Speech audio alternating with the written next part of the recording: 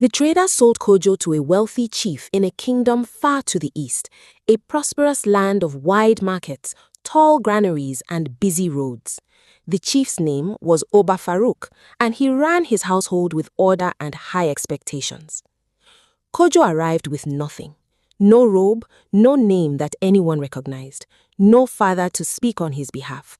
He was a boy far from home, with bound wrists and a heart full of confusion. But Kojo was not the kind to stay broken for long. He did not know why his brothers had done what they did. He had replayed that morning at the riverbank many times in his head, searching for something he might have done wrong. Eventually, he stopped searching and made a quiet decision within himself.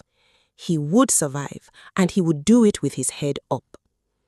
From his first week in Oba Farouk's household, Kojo worked without complaint.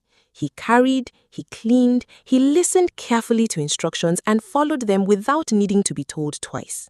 When others rested lazily, Kojo found something useful to do. When problems came up in the household, he offered solutions that were calm and practical. Oba Farouk began to notice. Within a year, Kojo was no longer doing the lowest work. He was managing other servants, keeping records of supplies, and organizing the daily running of the compound. The chief trusted him with keys, with money, with information. Whatever Kojo touched seemed to find order.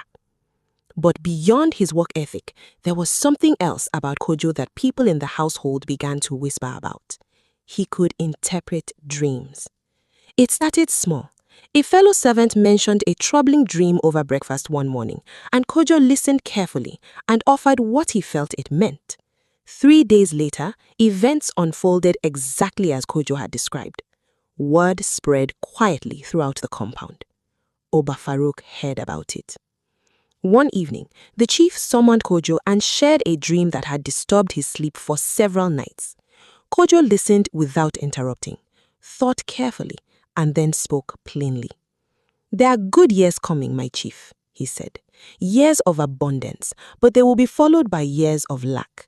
If the kingdom stores wisely during the good years, the lean years will not destroy you." Oba Farouk studied the young man standing before him. "And who taught you to read dreams?" he asked. "No one," Kojo said simply. "It is something I carry."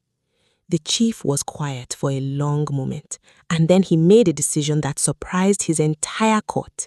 He appointed Kojo as his head overseer, the man responsible for managing the kingdom's food stores and preparing for whatever was coming. Kojo, the boy who had been sold at a riverbank for a handful of coins,